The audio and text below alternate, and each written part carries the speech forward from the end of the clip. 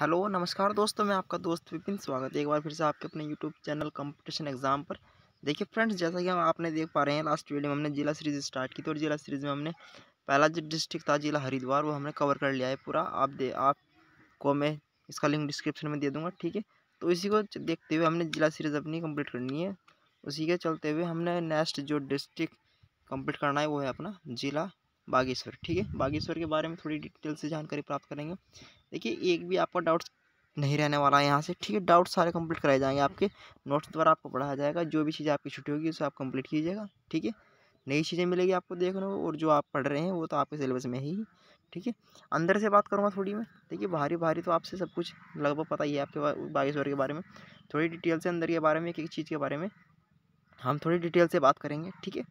तो अगर आप हमारे चैनल पर नए हो तो प्लीज़ चैनल को लाइक कीजिएगा, शेयर कीजिए और चैनल सब्सक्राइब कर दीजिए प्लीज़ यार, ठीक है। तो नेक्स्ट टॉपिक के साथ हम फिर देखेंगे आपके साथ कि कौन सा प्रोसेस होने वाला है। तो इसी को ध्यान में रखते हुए इस टॉपिक को हम कंटिन्यू रखेंगे, जिला बागेश्वर। देखिए, पहला भाग है, दो भाग बनेंगे इसके, क्योंकि काफ़ी लंबा प्रोसेस है इसका, ठीक है। तो दो भाग में इसको कंप्लीट करा जाएगा। नेक्स्ट वीडियो में आपको सेकंड भाग मिल जाएगा, जिसके चलते आपको पूरा जिला बागेश्वर कंप्लीट होने वाला है। यहाँ से आप देख पा रहे होंगे थंबनेल में बागेश्वर के प्राचीन नाम, ठीक है। स्विट्जरलैंड किसे कहा गया है, कुली बेगार आंदोलन कहाँ से स्टार्ट होता है, कैसे क्या प्रोसेस है, फिर कैथरीन मेरी हाइपरलाइन, यानी वगैरह वगैरह जितनी भी प्रोसेस आपको दी गई, इससे भी एक्स्ट्रा मिलने वाला है आपको इस वीडियो में, ठीक है। आप देखते रहिए शॉर्ट वीडियो के साथ, ठीक है। तो करते हैं टॉपिक को स्टार्ट, टाइम वेस्ट ना करते हुए चलिए। देखिए, अगर मैं बात करूँ, आपको पहले थोड़ा सा मैप देख पाओगा इसका मैप, ठीक है। तो छोटा सा अगर मैं इसको थोड़ा जूम आउट कर दूँ, चलिए, तो आप देख पा रहे होंगे यहाँ पे बागेश्वर का जो है मैप, ठीक है। तो इसमें आप देख पा रहे हैं कि कुछ इंपॉर्टेंट्स नाम दिए गए हैं। सबसे पहले बात आती है इसकी जो पड़ोसी ज़िले हैं, तो जिसमें आपको चमोली है, पिथौरागढ़ है, एक बागेश्वर है, ठीक है। तो मैं कह सकता हूँ कि 3 जिलों से घिरा है, ठीक है।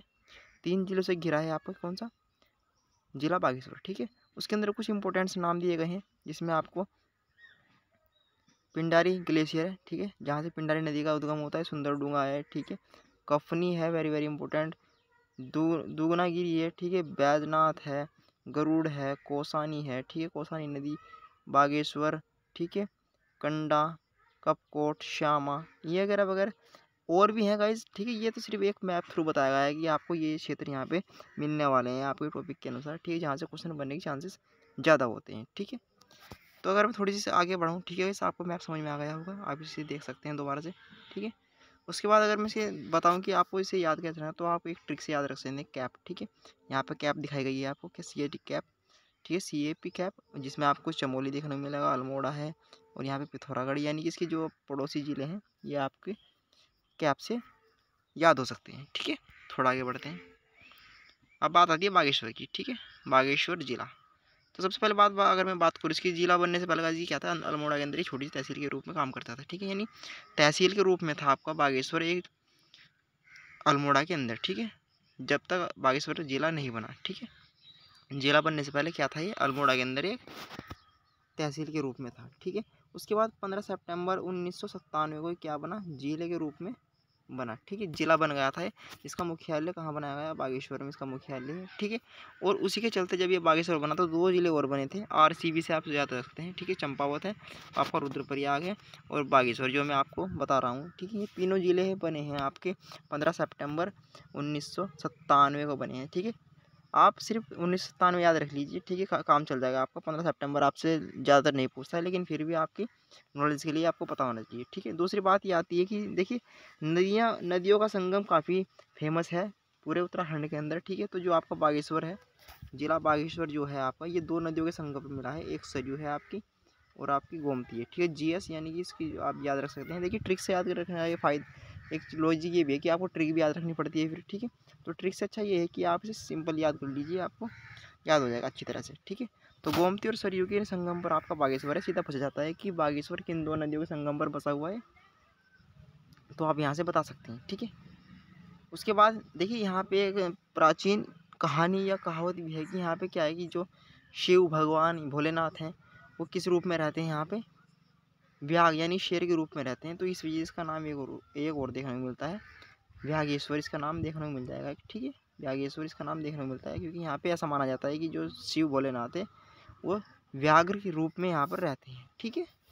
चलिए थोड़ा आगे बढ़ते हैं। Very very important topic guys, आप थोड़ा सा मिस मत कीजिए इसको, ठीक है।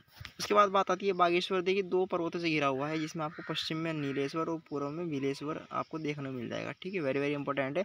सीधा पूछा जा सकता है कि बागेश्वर के पश्चिम में कौन सा पर्वत पड़ता है और पूर्व में कौन सा पड़ता है। ठीक है। उसके बाद बागेश्वर 2 कुंडों से भी घिरा हुआ है, जिसमें आपका उत्तर में सूरज कुंड है और दक्षिण में अग्निकुंड है। ठीक है, तो इस वजह से आपको क्या देखने को मिल जाएगा, चारों तरफ से किसी ना किसी चीज़ से घिरा हुआ है। ठीक है, इसमें आप देख पा रहे हैं उत्तर में सूरज कुंड और दक्षिण में अग्निकुंड है। तो ये कैसा कहा जा सकता है, ठीक है, कि बागेश्वर 2 पर्वतों से घिरा हुआ है और बागेश्वर 2 कुंडों से भी घिरा हुआ है। ठीक है, आपने एक ग्रंथ देखा होगा या सुना होगा, मानसखंड। ठीक है, मानसखंड में नीलगिरी पर्वत का वर्णन किया गया है, जिसमें नीलगिरी पर्वत को पवित्र श्रेष्ठ बताया गया है और जो गोमती और सरयू के संगम पर है। ठीक है, वेरी वेरी इंपॉर्टेंट है। और इस नीलगिरी पर्वत की तुलना की गई है अपने बागेश्वर जिले से। ठीक है, बागेश्वर जिले से की तुलना की गई है नीलगिरी पर्वत की। तो सीधा पूछा जा सकता है आपसे एग्जाम में कि नीलगिरी पर्वत का जो तुलना की गई है नीलगिरी पर्वत की, वो किस मानसखंड में किस जिले से की गई है, तो बागेश्वर से की गई है। ठीक है, एक आपने पढ़ा होगा मत्स्य पुराण। ठीक है, मत्स्य पुराण में नील पर्वत का वर्णन है, जैसा कि मैंने आपको बताया। तो जो नील पर्वत है आपको पितृ कर्म हेतु बहुत अच्छा माना जाता है। यहाँ से आप जैसे मित्र मिलान होते हैं उसके लिए हेतु ये काम बहुत अच्छा है। ठीक है, थोड़ा आगे बढ़ते हैं। देखिए गाइज, ये वही है जो मैं आपको बता रहा हूँ कि नीलकंठ में जो आपका जो बागेश्वर में क्या है, आपके प्राचीन नाम है। ठीक है, ये वगैरह वगैरह इन चीज़ों के बारे में बात कर रहे हैं फिलहाल हम। तो एक जो मानसखंड है, मानसखंड में जो बागेश्वर है, ठीक है, उसे क्या कहा है, चंडीस नामक शिवगण ने क्या कहा था गाइस। ठीक है, चंडीस नामक शिवगण ने मानसखंड में बागेश्वर को महाक्षेत्र, ठीक है, महाक्षेत्र का वर्णन किया है, जो कि वाराणसी की तुलना रखता है, उसका निर्माण किया गया था। ठीक है, क्योंकि गाइस आपने देखा होगा कि जो आपकी पार्वती जो है यहीं के रहने वाली थी। ठीक है, दक्ष की जो पुत्री थी। ठीक है, नीचे का क्षेत्र जो है, तो इसमें जब भोलेनाथ और पार्वती के वापस आ रहे थे कहाँ से, कैलाश से, तो उनके स्वागत के लिए चंडीस नामक एक शिवगण ने यहाँ पे इस क्षेत्र का निर्माण किया था। ठीक है, तो मैं शिवगणों ने वीणेश्वर नामक शिव की आराधना की थी यहाँ पे। ठीक है, शिव की आराधना हेतु इसको बनाया गया था, जो कि बाद में बागीश, बागेश्वर और बागनाथ या शिव नाभि के नाम से प्रसिद्ध हो गया, जिसे आप वर्तमान बागेश्वर के नाम से जानते हैं। ठीक है, देखिए जो आपकी सरयू नदी है उसकी तुलना गंगा से की गई है। ठीक है, वेरी वेरी इंपॉर्टेंट। और जो गोमती है उसकी तुलना यमुना से की गई है, क्योंकि गाइस उत्तराखंड की 2 बढ़िया यानी कि जो बड़ी नदियां हैं उनकी तुलना की गई है, जो आपकी सरयू नदी है और गोमती नदी है। ठीक है, गंगा से और यमुना से। इसका जो संगम है, इसका संगम तीर्थराज प्रयाग में, तथा इसे उत्तर का वाराणसी भी कहा गया है। ठीक है, किसको, सरयू और गोमती को। ठीक है, क्योंकि गाइस सरयू और गोमती का जो संगम होता है कहाँ होता है, बागेश्वर में होता है।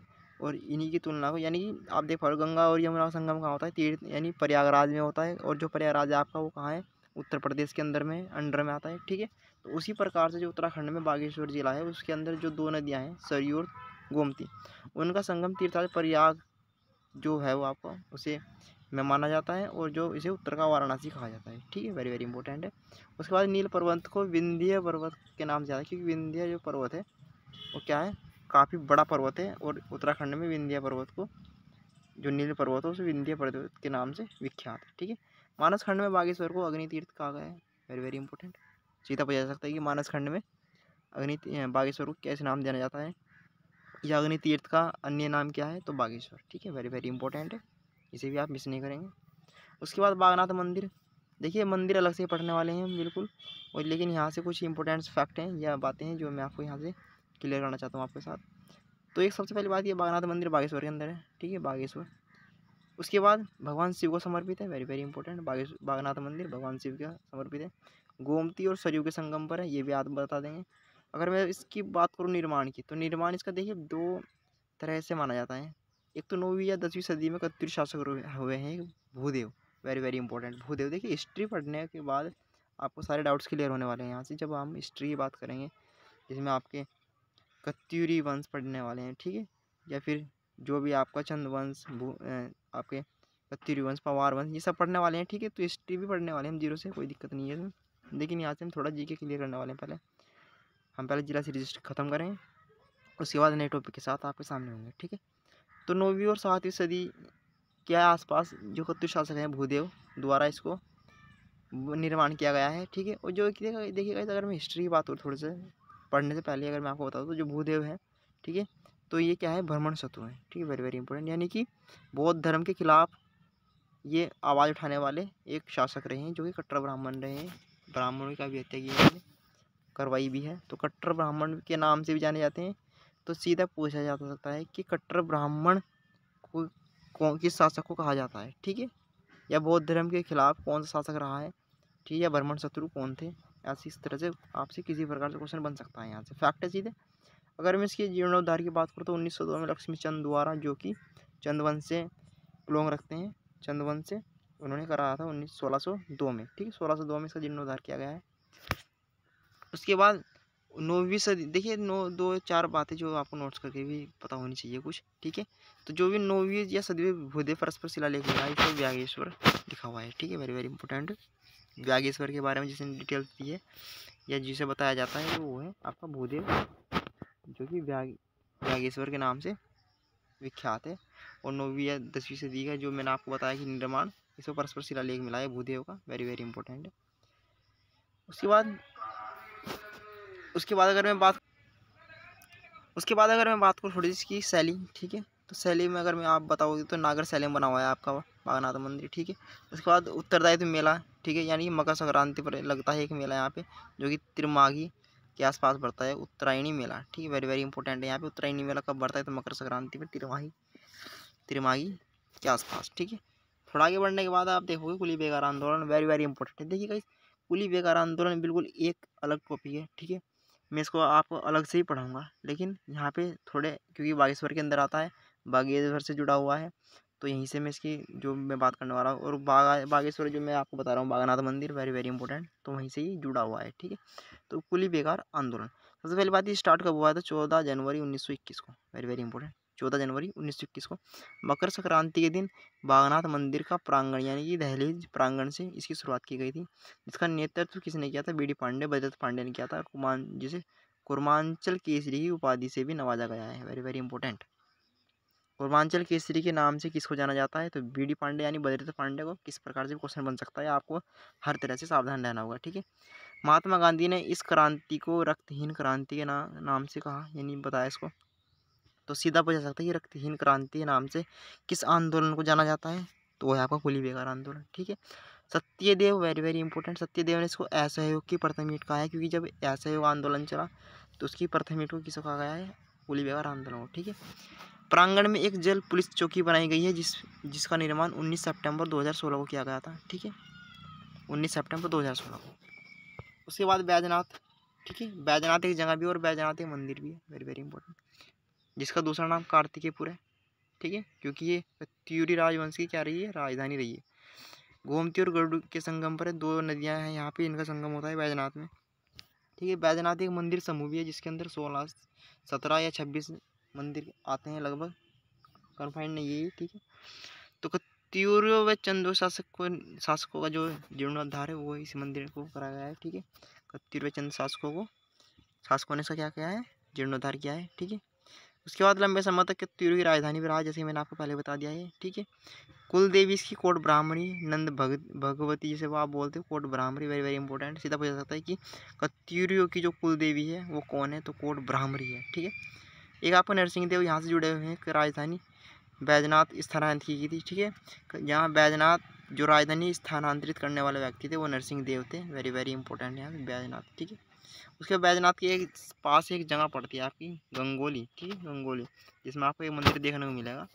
बैजनाथ के समीप क्या है, गंगोली एक नामक जगह है जिसमें कोट ब्राह्मणी का मंदिर मिला, जो कि कौन है, कत्यूरों की कुल देवी है, ठीक है। ये भी भगवान शिव को समर्पित मंदिर है, ठीक है। इसका जो मुख्य मंदिर है वो है माता पार्वती का, जिसमें मूर्ति जो पत्थर की है और लगती किसकी है, कांस्य की। देखिए कांस्य 2 प्रकार से बनता है, तांबा और टीन से मिलाकर कांस्य को बनाया जाता है, ठीक है, क्योंकि उस वक्त जो लोहा का जो आविष्कार था वो लगभग ना के बराबर था, ठीक है। तांबा और टीन को मिलाकर क्या बनता है, कांस्य, ठीक है। अगर मैं इसको यानी कि जो क्या बोलते हैं स्वदेश दर्शन योजना है या योजना चलाई गई है, जो भी वो भारत सरकार द्वारा चलाई गई, 2015 में चलाई गई थी, ठीक है, 2015 में योजना चलाई गई थी स्वदेश दर्शन योजना जो 2015 में भारत सरकार द्वारा चलाई गई थी, केंद्र के द्वारा, ठीक है। उसके बाद शिव हेरिटेज सर्किट 2016, यानी कि इसके अंदर जो है 4 मंदिर, ये 4 इस धाम माने जाते हैं, ये 4 स्थल आते हैं, जिसमें आपका बागेश्वर का बैद्यनाथ मंदिर आता है, ठीक है, अल्मोड़ा का कटारमल सूर्य मंदिर आता है, अल्मोड़ा का जागेश्वर धाम आता है, और चंपावत की देवी धुरा। इन 4 हेरिटेज सर्किट को मिलाकर बनाया गया है आपका क्या, स्वदेश दर्शन योजना, जिसके अंडर में ये काम होता है, ठीक है। वेरी वेरी इंपॉर्टेंट है। आपसे पूछा भी जा सकता है कि शिव हेरिटेज सर्किट के अंदर कौन सा मंदिर नहीं आता है, तो आपको 3 ऑप्शन इन्हीं में से दे देगा और एक अलग से दे देगा, ठीक है। या ऐसा कर सकता है कि कौन सा मंदिर हेरिटेज सर्किट के अंडर में है, ठीक है। उसके बाद बात आती है कोसानी की। वेरी वेरी इंपॉर्टेंट टॉपिक है कोसानी, मैं इसको इंपॉर्टेंट डाल दूंगा, ठीक है। कोसानी, तो पहली बात ये है, दूसरा नाम बलना है, ठीक है, बलना के नाम से भी इसको जाना जाता है। दूसरी बात यह है कि 2 नदियों के संगम यानी कोसी और गरुड़ के संगम पर बसा हुआ है आपका कोसानी, ठीक है, गरुड़ और कोसी नदी। दूसरी बात, पिंगनाथ पहाड़ी पर है, ठीक है, पिंगनाथ पहाड़ी पर आप याद रख सकते केपी, ठीक है, के से कोसानी, पी से पिंगनाथ। पिनाकेश्वर महादेव मंदिर यहाँ पर है एक, ठीक है, जो कि शिव के धनुष का मंदिर है। कौशिक मुनि की तपोस्थली है, ठीक है, कौशिक मुनि रही हैं, जिसकी वजह से इसका नाम कोसानी पड़ा हुआ है, ठीक है। 1929 में महात्मा गांधी कोसानी में रहे, लगभग 2 हफ्ते बताया जाता है और 12 दिन ही बताया जाता है, आपको देखना होगा, ठीक है। प्रवास स्थल, ठीक है, तो गाइस इन्होंने यहाँ से क्या किया था, प्रवास स्थल किया था, जिसके अनाशक्ति आश्रम का यहाँ पे इन्होंने क्या किया था, निर्माण कराया था अनाशक्ति आश्रम का, ठीक है। और यहाँ पर क्या है, गांधी जी ने गीता के ऊपर एक अनाशक्ति योग टीका भी लिखा है, ठीक है। गांधी जी ने यहाँ पर क्या किया है, गीता पर अनाशक्ति योग टीका लिखा है। तो स्थान पूछा जा सकता है आपसे कि गांधी जी ने गीता पर अनाशक्ति योग टीका कहाँ पर लिखा है, ठीक है। महात्मा गांधी एक पुस्तक है young India, very very important है, ठीक है, जिसमें कोसानी को क्या कहा है, भारत का स्विट्जरलैंड, ठीक है, भारत का स्विट्जरलैंड महात्मा गांधी जी की किस पुस्तक में कहा गया है, तो यंग इंडिया में कहा गया है, ठीक है। देखिए इस कोसानी जो है चाय के बागानों के लिए वेरी वेरी इंपॉर्टेंट या प्रसिद्ध है, ठीक है, प्रसिद्ध रही है। और इसकी जो कोसानी की चाय के बागानों के लिए जो चाय फेमस है वो है गिरियास टी। गिरियास टी एक चाय है जो कि फेमस है काफ़ी। उसके बाद इनकी एक शिष्या हैं, गांधी जी की शिष्या रही हैं, जिसका नाम क्या है, सरला बहन, ठीक है। लक्ष्मी आश्रम की स्थापना की गई थी 1946-48 के आसपास, ठीक है, इसी स्थान पर। और जो सरला बहन का वास्तविक नाम है वो था कैथरीन मैरी हाइपरलाइन, ठीक है, 1941 में जिनका जन्म हुआ था, ठीक है। सुमित्रानंदन पंथ की जन्मस्थली रही है, वेरी वेरी इंपॉर्टेंट है, जिसे पाथवीथी का एक जगह पड़ती है जहाँ पे सुमित्रानंदन पंथ की जन्मस्थली, जो कि वर्तमान में एक लघु संग्रहालय है, वेरी वेरी इंपॉर्टेंट, ठीक है गाइस। तो जो पहला पार्ट देखिएगा, इस वीडियो काफ़ी लंबी हो चुकी है, इस वजह से मैं इसको यहीं पर रोक रहा हूँ। सेकंड पार्ट में आपका पूरा जिला बागेश्वर कंप्लीट होने वाला है, यहाँ से आप वीडियो को मिस मत कीजिएगा, ठीक है। लिंक आपको डिस्क्रिप्शन में मिलने वाला है नेक्स्ट वीडियो का भी, ठीक है। और जो हमने लास्ट वीडियो में जिला सीरीज स्टार्ट की थी, जिसमें हमने हरिद्वार पढ़ा था पहला, ठीक है, तो उसको भी मैं यहाँ से डिस्क्रिप्शन में उसका लिंक दे दूँगा, ठीक है, तो वहाँ से आप जाकर उसे कवर कर लीजिएगा। तो आज की वीडियो में इतना ही है गाइस, मिलते हैं आपको नेक्स्ट भाग के साथ जिला बागेश्वर में ही, ठीक है। तब तक के लिए बने रहिए हमारे साथ कंप्यूटर एग्जाम पर। Thank you very much.